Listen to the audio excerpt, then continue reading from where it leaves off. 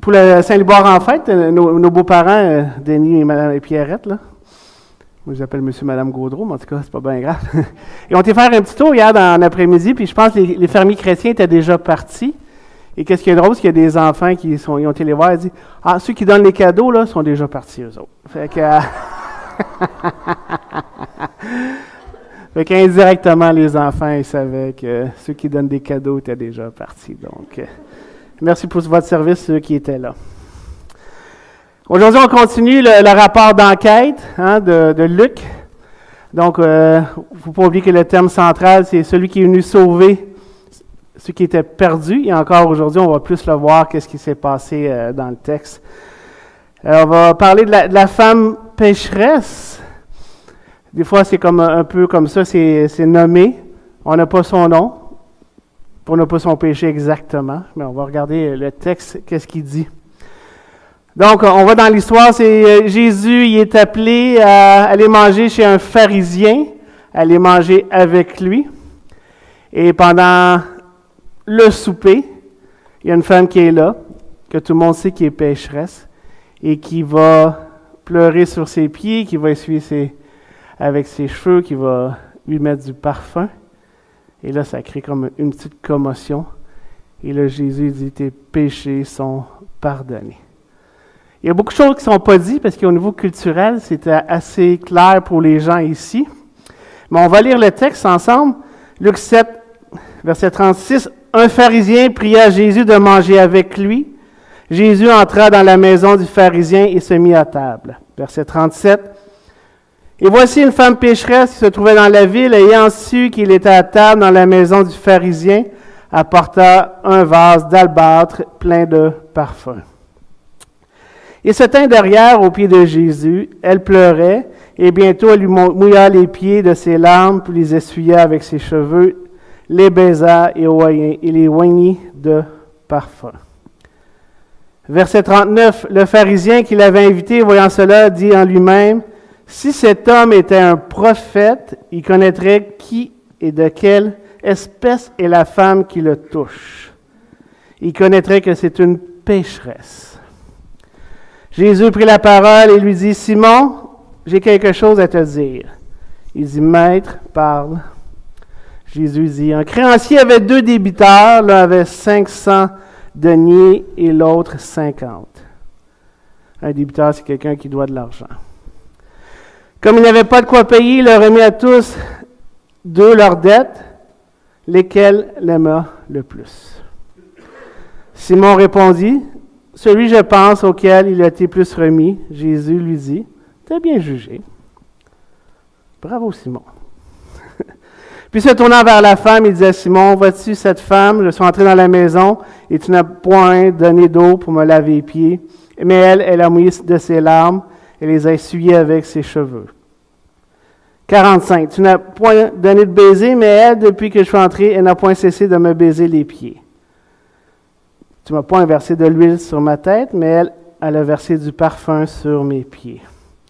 C'est pourquoi je te le dis, de ses nombreux péchés ont été pardonnés, car elle a beaucoup aimé. Mais celui à qui on pardonne, peu aime peu.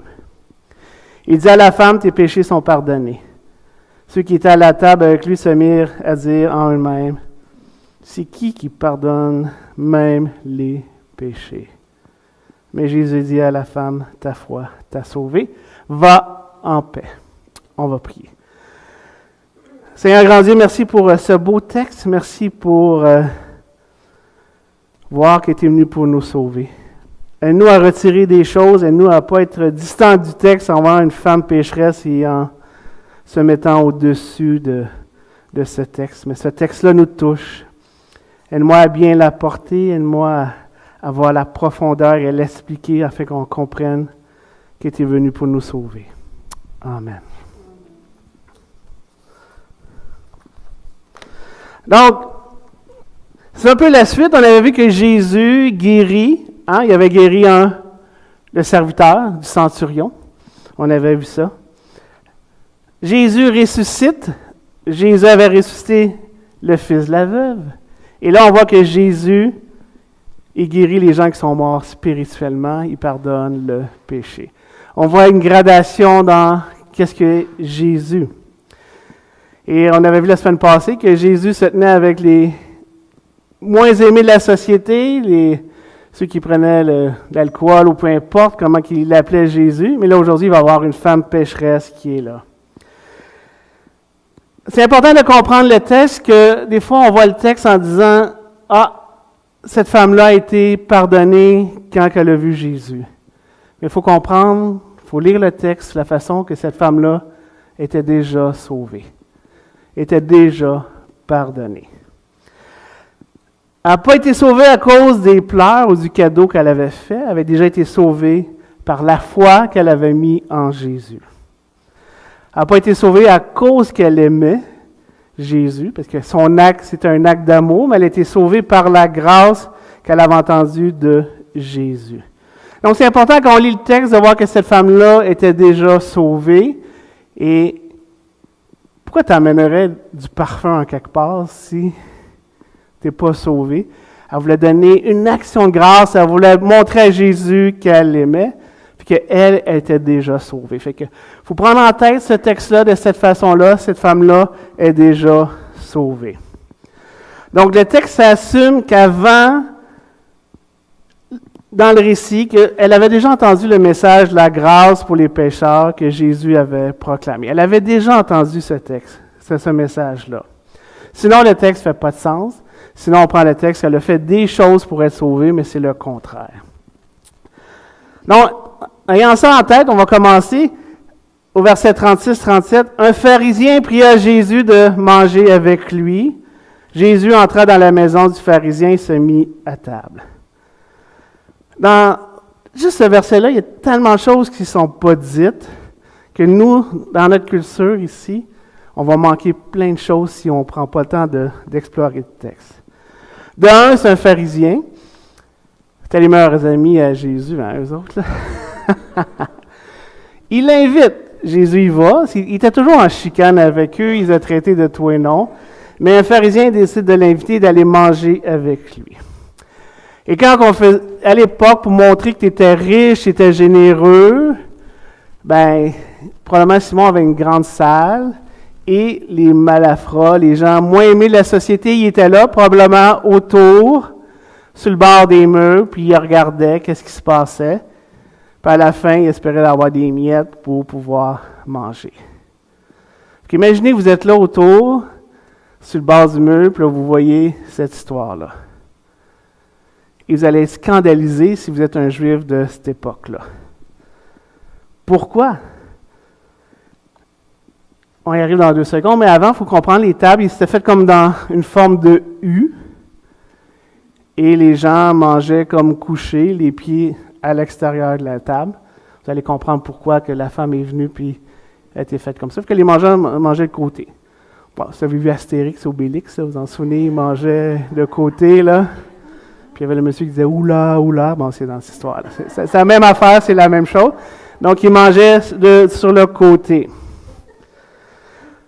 Donc, qu'est-ce qui frappe, c'est qu'est-ce qui n'est pas dit. Fait que si les gens sont là, tu es autour de la table, Simon invite Jésus, il n'y a aucune espèce de courtoisie envers Jésus. Parce que quand tu invitais quelqu'un à cette époque-là, tu lui donnais de l'eau et de l'huile pour se laver. Et tu faisais un baiser d'accueil.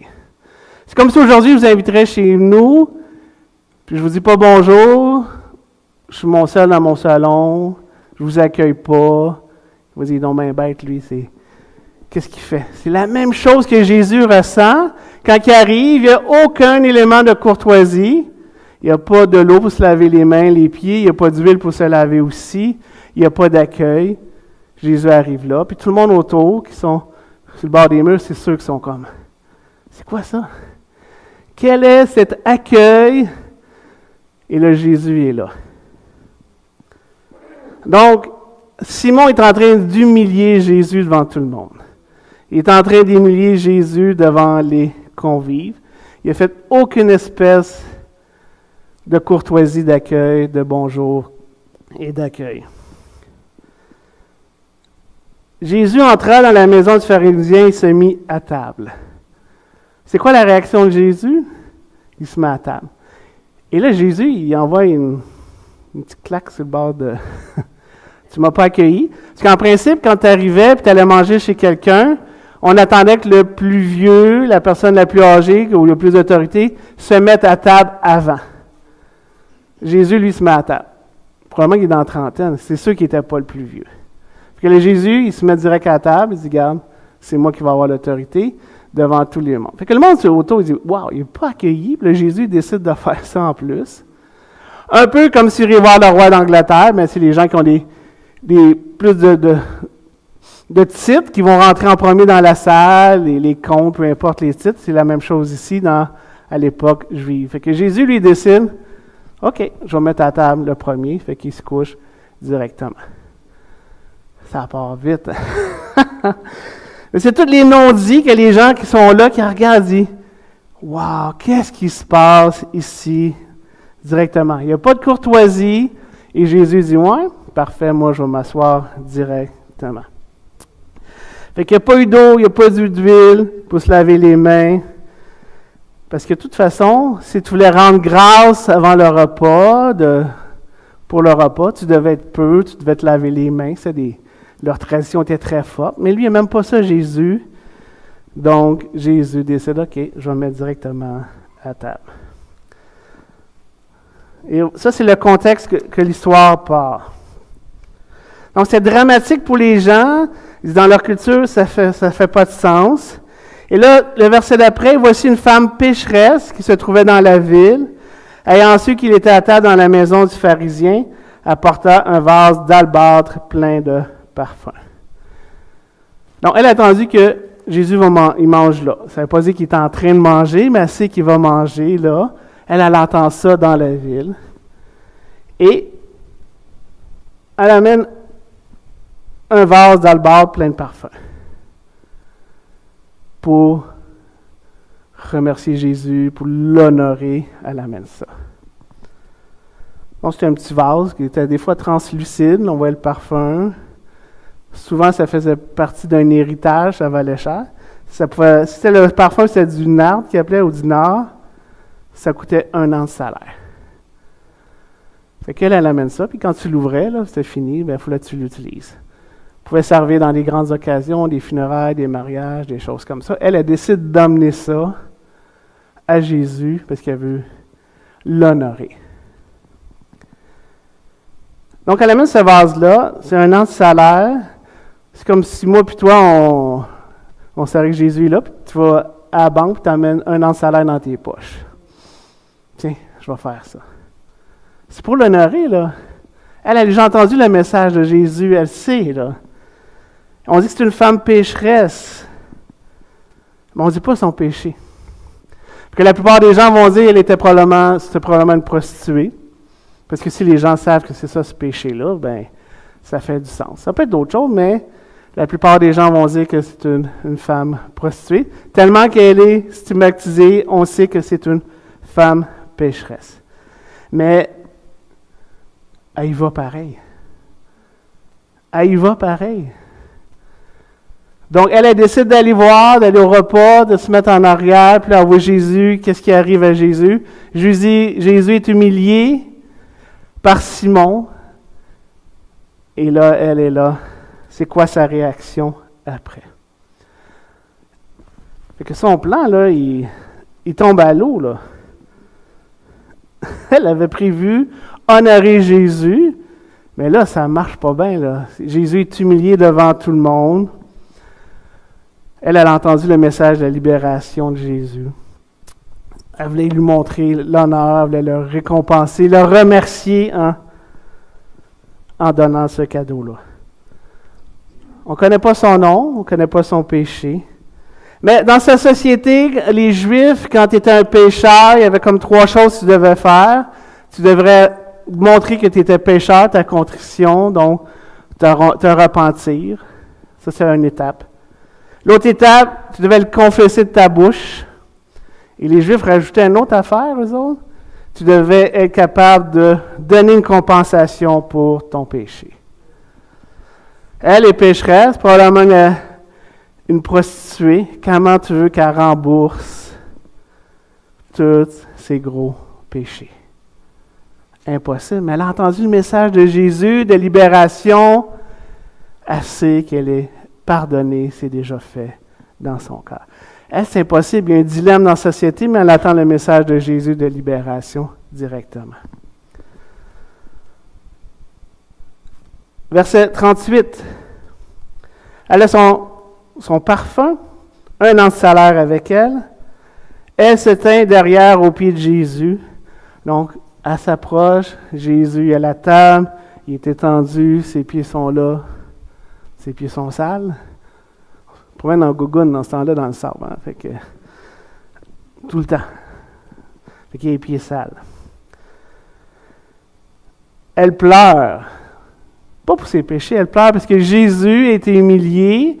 Elle sait c'est quoi être humilié. Elle a été stigmatisée toute sa vie depuis qu'elle est reconnue comme une adultère, une prostituée. Fait qu'elle pleure. Elle verse ses larmes sur Jésus. Et bientôt, elle lui mouilla les pieds de ses larmes. Elle pleure tellement que les pieds de Jésus deviennent mouillés. Ce que Simon aurait dû faire, elle le fait avec ses larmes, est en train de pleurer. Elle essuie ses cheveux, avec ses cheveux, elle embrasse les pieds, puis elle va les joindre du parfum. Elle fait tout ce que Simon n'a pas fait. Simon devait accueillir Jésus par des baisers, il ne l'a pas fait. Simon devait laver les pieds, il ne l'a pas fait. Jésus va lui dire dans le texte un peu plus tard, elle est en train de faire ça. Et là, elle prend un risque, là. Quel risque elle prend? À l'époque, les femmes étaient voilées. Si tu enlevais ton voile, puis ton mari te pognait, il pouvait te divorcer. C'était assez pour un divorce. Puis même des fois dans la maison, tu ne pouvais même pas enlever ton voile. Elle est devant tout le monde. Pas le choix d'enlever ton voile, là, elle n'a pas de serviette, rien. Là, si elle aurait voulu faire ça, nettoyer les pieds de Jésus, elle s'est ramené de l'eau, elle s'est ramené une serviette, mais là, elle n'a rien de cela. Elle est en train de pleurer. Elle enlève son voile devant tout le monde. Si nous autres, on est sur le bord du mur, puis on est des Juifs, on est là. Qu'est-ce qu'elle fait? Qu'est-ce qu'elle fait? C'est impensable. Elle est en train d'enlever ses choses, son voile devant tout le monde, est en train d'essuyer les pieds de Jésus. Elle touche Jésus en plus. On ne se touche pas dans ce temps-là.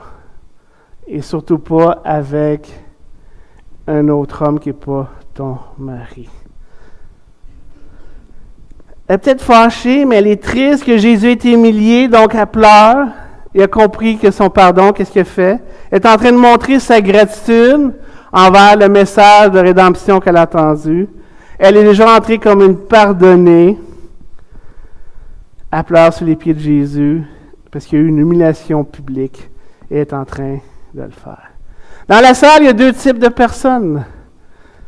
Il y a ceux qui respectent la loi, il y a les pharisiens, les autres, c'est les autres, on respecte la loi. Puis il y a les autres, les transgresseurs de la loi, qui sont autour et qui regardent ça. Souvent, ceux qui transgressent la loi regardent ceux qui respectent la loi, ils disent une gang d'hypocrites, eux autres. Et ceux qui respectent la loi, ils regardent les autres. Tu as-tu vu la gang de pécheurs à l'autre côté? Mais des fois, on est un peu comme ça aussi. Parce qu'on va regarder le péché, mais on regarde le péché de la femme pécheresse. Regardez le gros péché qu'elle a dans sa vie. Check-la. Pour qui qu'elle se prend? Pour qui qu'elle se prend, ce péché-là? Mais nous, on oublie que on a nos petits péchés, hein? On a plein de petits péchés. Les péchés qu'on va tolérer. On est orgueilleux. On est anxieux. On met ça là-dedans. On a des frustrations. Pas des gros péchés, là, c'est pas grave, ça. Hey, ça c'est un gros péché, là, t'es une prostituée, toi. On est égoïste, on n'a pas de contrôle, on est impatient, on est irritable. Des péchés qu'on tolère dans notre vie. On juge les autres. Ah, on aime ça juger les autres. On est jaloux, on envie les autres. On aime ça faire du commérage, hein? On fait du bavassage, on commère. On a de la misère à contrôler notre langue. Ça, c'est tous des petits péchés qu'on met à chaque jour, directement. Puis c'est pas gros, là. C'est pas gros. Mais un péché devant Dieu, c'est la même chose. Ah oui, il y a des conséquences, là. Si je pense à tuer quelqu'un dans ma tête versus le faire, les conséquences sont pas pareilles. Mais pour Dieu, c'est quand même un péché. Puis il y a ces deux genres de personnes-là qui sont là. Et souvent, nous, on est comme ça dans nos vies, dans certains aspects de notre vie. On a nos petits péchés qu'on tolère. Mais Jésus va expliquer que même si tu respectes la Bible, tu respectes la loi, tu as besoin de Jésus. Autant que quelqu'un qui est un pécheur. Et des fois, c'est triste dans nos églises, parce qu'il y a des gens qui vont se confier qui ont eu des gros péchés dans leur vie, des péchés qui sont comme ça, puis on se souvient juste de ça. Ah oui, lui, c'est un ancien alcoolique. Ancien, il l'est plus. Lui, il avait la galipote, hein? Il aimait ça. Hein? Mais non, mais c'est une nouvelle personne aujourd'hui. On a tendance à se souvenir de ça, là, tu sais. Mais c'est pas ça, là. Des fois, ça empêche les gens de se confier à d'autres membres de l'Assemblée parce qu'ils ont peur de dire, regarde, si je dis je suis comme ça, on va me juger. Parce que tout le reste du monde ici, là, vous êtes tous corrects sauf moi, là. Vous êtes des respectueux de la loi, là. Vous êtes, ça accroche, là. Donc, elle va pas dire que les autres, c'est des hypocrites. Elle a juste un focus sur Jésus. Elle est focusée sur Jésus. Elle est prête à faire un scandale, se tenir en arrière de Jésus, de pleurer, de faire qu'est-ce qu'il n'a pas fait. Elle va donner le baiser d'accueil que Jésus n'a pas eu. Elle va donner de l'eau qu'il n'a pas eu. Elle va donner l'huile en parfum que Simon n'a pas donné. Elle prend un risque, là. Déjà, on sait que c'est pas une femme qui est correcte. Elle prend le risque de s'avancer parce qu'elle aime Jésus, elle sait qu'elle est pardonnée, puis il n'y a plus rien qui l'empêche. Oublie ça, il n'y a pas rien qui m'empêche. Je vais découvrir mes cheveux, je vais pleurer sur ses pieds, je vais nettoyer les pieds avec mes yeux, avec mes pleurs, je vais l'essuyer. C'est cet amour-là qu'elle a pour Jésus. Des fois, on perd peut-être notre amour, on est prêt à prendre des risques, à parler, à dire, hey, elle, c'est un plus gros risque qu'elle prend. C'est un très, très gros risque. De toucher un homme, d'enlever ses cheveux, comme je vous dis, pour une cause de divorce. Je ne sais pas si c'est marié, c'est pas écrit. Mais cette femme-là va démontrer de l'humilité, du courage. Elle montre son amour et sa loyauté envers Jésus, envers tous et chacun qui sont là, devant des pharisiens, des convives, puis plein de monde qui sont dans cette salle-là. Elle a le courage d'aller réparer l'humiliation que Jésus a subie. Elle a sûrement vécu beaucoup d'humiliation. C'était une femme prostituée. Je n'ai pas de misère à croire. Elle a dû être capable de se mettre à la place de Jésus en tant que personne humiliée et rejetée de tous. Parce que c'est ça que Simon a fait directement.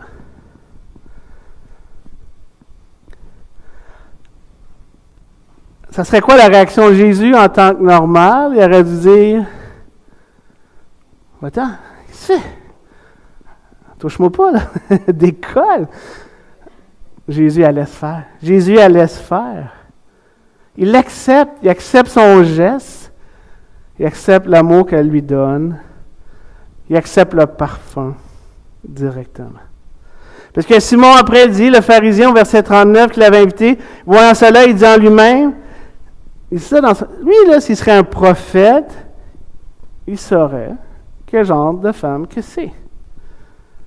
Quel genre de femme qui la touche, il connaîtrait que c'est une pécheresse. S'il serait un prophète. Mais là, Jésus va démontrer qu'il est plus qu'un prophète. Il va démontrer qu'il pardonne les péchés.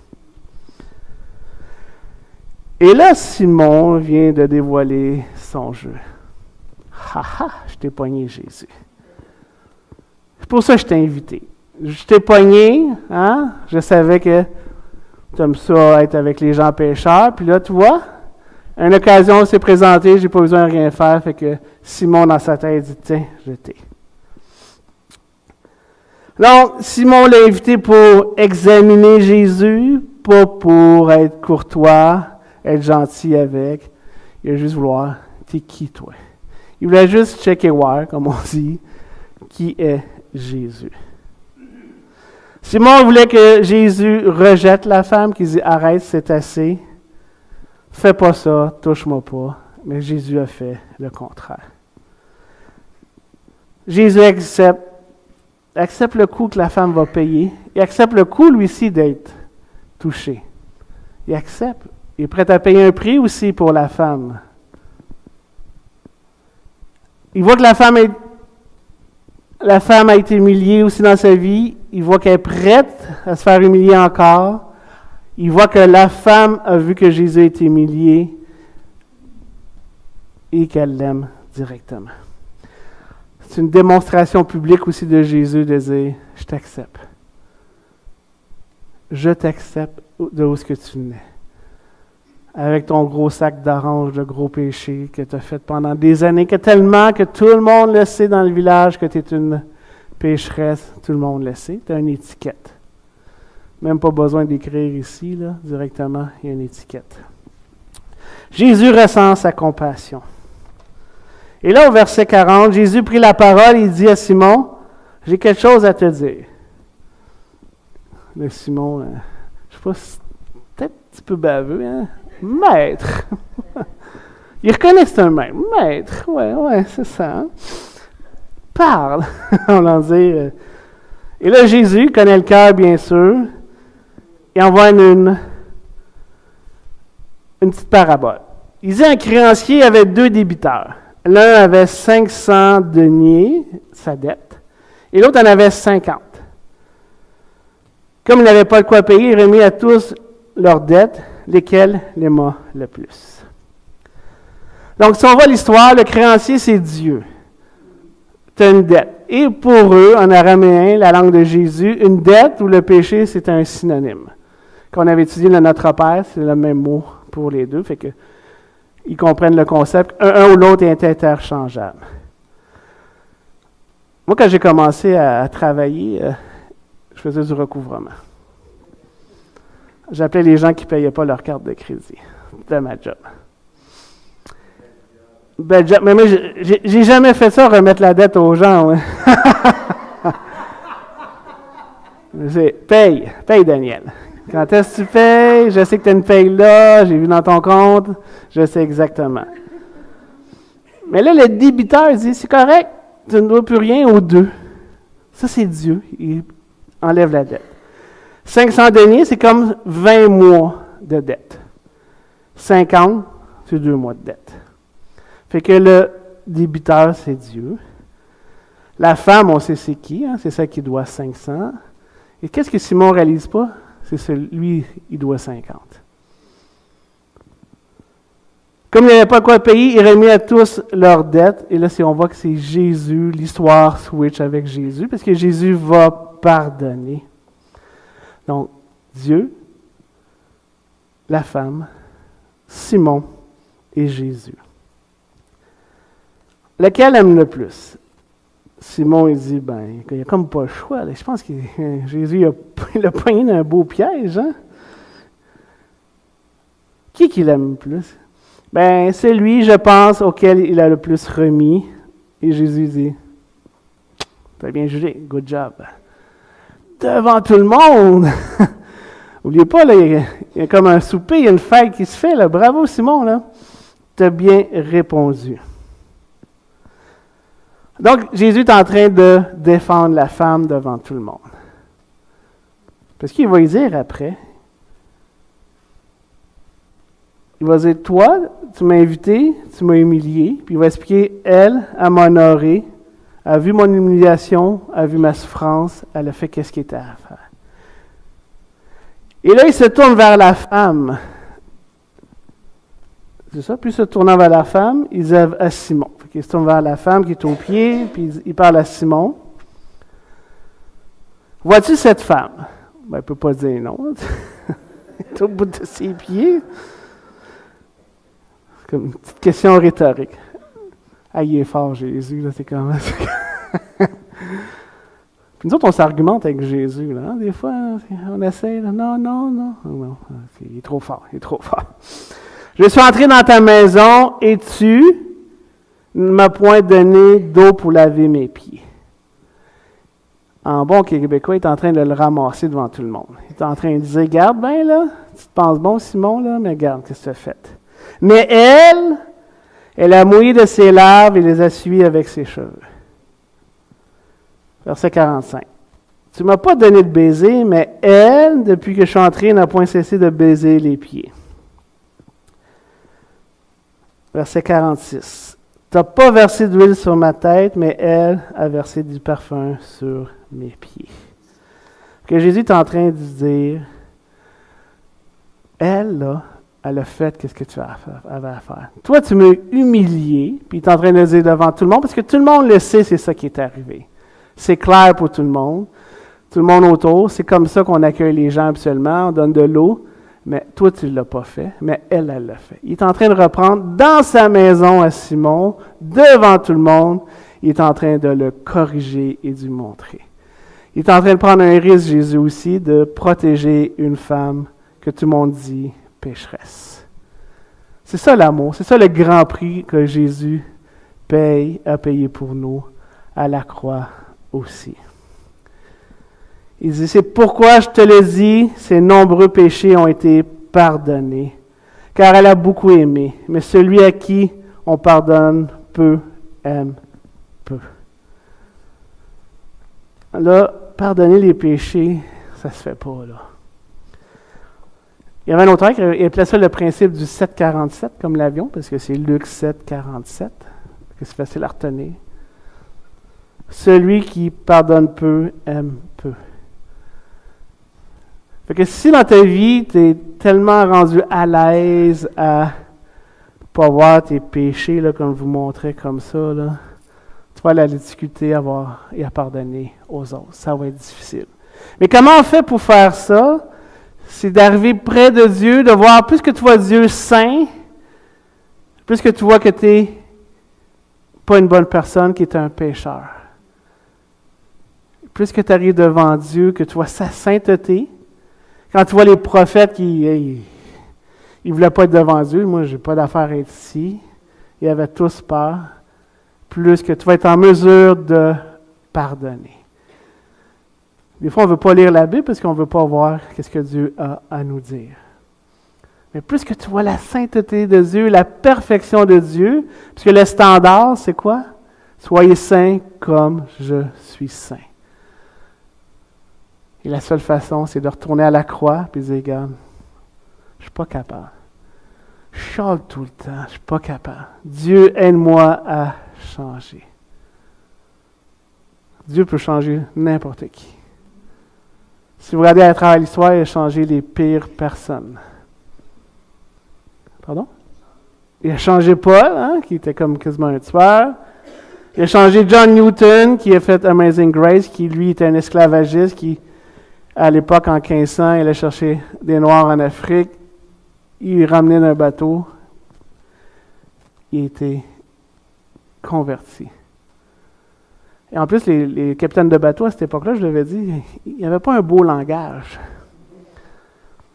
Puis lui, son langage était tellement ordurier que même les autres capitaines ne voulaient pas être avec lui. C'est un langage de dire des mauvais mots. Lui, il est là. Les autres ne veulent pas être avec lui. Il était converti, il est devenu un pasteur. Le plus ironique dans l'histoire, c'est que une des personnes qui allait à son église, c'est William Wilberforce. Et c'est lui qui a enlevé l'esclavage en Angleterre. Donc Dieu s'est servi de John Newton, qui était le pasteur de l'autre. Il était un politicien et a réussi de façon politique à enlever l'esclavage en Angleterre. Donc, plus tu es près de la sainteté de Dieu, plus que tu vas être capable de pardonner, plus que tu vas voir que Dieu, il t'aime. Est-ce que tu crois que Dieu t'aime? est-ce que tu crois que, dans la liste que je vous ai dit tantôt, là, les petits péchés peut-être que vous êtes orgueilleux comme moi, orgueilleux, vous êtes peut-être impatient, irritable, vous êtes jaloux, vous enviez les autres, hein? Peut-être. Est-ce que vous croyez que Dieu est capable de dire, je te pardonne? Il faut aller voir Jésus, il faut aller à la croix. De préférence à tous les jours. Il dit à la femme, tes péchés sont pardonnés. Il est en train de confirmer que qu'est-ce qu'elle avait fait, que ses péchés étaient déjà pardonnés. Par les actes d'amour, par le risque que tu as pris en m'accueillant, en pleurant, en essuyant mes pieds, en mettant le cadeau, il confirme que ses péchés sont pardonnés. Il dit, ta foi t'a sauvé. Et ça, c'est la promesse qu'on a toutes. Va en paix.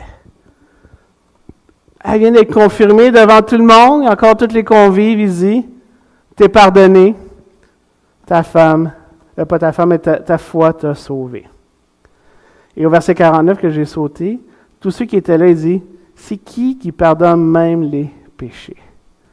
Parce qu'ils disent au début, si tu serais un prophète, tu serais ça. Là. Puis Jésus dit, ouais, regarde bien, je suis plus qu'un prophète, je pardonne les péchés. Jésus guérit le serviteur du centurion. Jésus sauve. On va une gradation. Hein? Anne-Marie, tout est dans tout. Après ça, la veuve, il ressuscite. Et là, il montre qu'il est celui qui sauve pour la vie éternelle. Mais c'est quoi la foi? Donc, cette femme-là, puis elle s'adresse à nous aussi, elle avait une foi intellectuelle, elle a compris qu'est-ce que Jésus a fait. C'est pour ça quand elle a entendu, elle dit, moi, je vais y aller. Elle avait commencé à avoir une marche, elle avait confiance en Jésus, parce qu'elle l'a même démontré. Et sa réponse, c'est en obéissance, en aimant les autres. Jésus est en train de démontrer que si tu es un gars, une personne, une femme, un homme qui respecte la loi, tu as besoin de Jésus. Comme Simon, tu as besoin de Jésus. Même si ta dette n'est pas grande à tes yeux. Parce que le standard, c'est la perfection. Et Jésus est en train de montrer ce que toi, tu as transgressé la loi, tu as besoin de Jésus. Souvent, ceux qui ont transgressé avec des gros péchés, ils réalisent plus rapidement que ceux qui ont peut-être grandi dans une église ou des choses comme ça. On a tous besoin du pardon. On a tous besoin de Jésus. Jésus est venu pour nous sauver. Il faut regarder les autres avec des gens qui ont été sauvés. Si vous tournez la tête, là, les gens qui sont sauvés ici, là, ils ont coûté cher. Ils ont coûté le sang de Jésus. Puis s'il y en a un d'entre nous qui tombe, il faut arrêter de regarder. Moi, check-les, lui. Hein? L'homme pécheur, ben ouais. La femme pécheresse. Il a coûté cher. On devrait plus avoir de l'amour. Puis dire, regarde-moi, moi aussi je suis pécheur. Là. Il a besoin de mon amour. On va l'aider, on va l'aimer. C'est ça que Jésus a fait. Jésus l'a fait devant tout le monde, devant les pharisiens, devant tous les convives. En terminant, comment elle a été sauvée? Elle s'est repentie de ses péchés. Je dirais même qu'on a besoin d'être sauvé quasiment tous les jours, sans être sauvé pour l'éternité, mais on a besoin d'être sauvé nous-mêmes de nos péchés. Comment elle a su qu'elle était sauvée? Parce qu'elle avait entendu Jésus. Elle avait entendu le message. Et c'est quoi la preuve de son salut? C'est l'amour qu'elle a fait. Elle a entendu que Jésus allait manger là. Elle dit, moi, je vais emmener mon parfum. Parce que je vais honorer Jésus à un moment donné dans la soirée. Puis son plan est tombé à l'eau. C'est comme, oups, je vous ai humilié. Fait qu'elle s'est approchée de Jésus. Elle a pleuré. Elle a fait qu'est-ce qu'il fallait faire devant tout le monde. Qu'est-ce qu'on voit? On voit de la foi, on voit de l'obéissance, on voit le pardon, on voit le salut, on voit la paix. La femme est pardonnée et sauvée par la foi en Jésus. Et le résultat, c'est son obéissance. C'est la même chose pour nous. On doit avoir une vie de foi, une vie d'obéissance, une vie de pardon, une vie de paix. On veut-tu l'avoir, la paix? Des fois, on a des semaines, là, on dit, man, j'ai pas eu de paix cette semaine, ça a été difficile, puis je comprends. Mais il faut retourner, il faut recommencer. Donc, l'histoire, c'est, on a tous besoin d'être pardonnés. Que ta dette, ce soit des... On va les ressortir. Que ta dette, ce soit des petites patentes que tu as dans ta vie, puis tu n'as plus de gros péchés, mais tu en as besoin. Et le seul qui peut effacer ta dette, c'est Jésus. Arrêtons de regarder ceux qui ont des gros harengs dans leur vie. On va les aimer. Parce que lui pourrait dire, mon hypocrite, là, toi, t'en as plein. Je t'ai nomme. Ça a coûté cher. Votre salut a coûté cher. Il a coûté le prix que Jésus, qui est Dieu, a décidé de venir sur la terre. Qui a rempli les standards d'être parfait. De monter sur la croix, d'être frappé, on lui a mis une couronne, on l'a battu, on ne le reconnaissait pas. Et la coupe de colère, Dieu a tout mis les péchés, les pires, les plus dégueulasses qui existent, il les a mis sur lui. Et pendant un moment, Jésus était tout seul. Dieu s'est retiré. Dieu ne pouvait pas être en présence. Qu'est-ce qui est arrivé 3 jours après? Il est ressuscité. Puis sa gang de chums ne me croyait pas. Mais, qu'est-ce qui est arrivé? Il y a un miracle, puis ils ont transformé le monde entier après. Il nous a transformés aussi. Je ne voulais pas vous mettre un fardeau aujourd'hui, mais on a besoin d'être transformés. On est la femme pécheresse souvent. On est Simon, plus souvent qu'on pense. On a besoin d'être sauvés, d'être rachetés, et la dette est effacée. Prions. Seigneur grand Dieu, merci pour cette belle histoire. Tu nous démontres encore une fois que Jésus, on a besoin de toi. Des fois, dans notre tête, on se pense bien hot. On se pense tellement bon, on se dit, regarde, ça va bien nos affaires.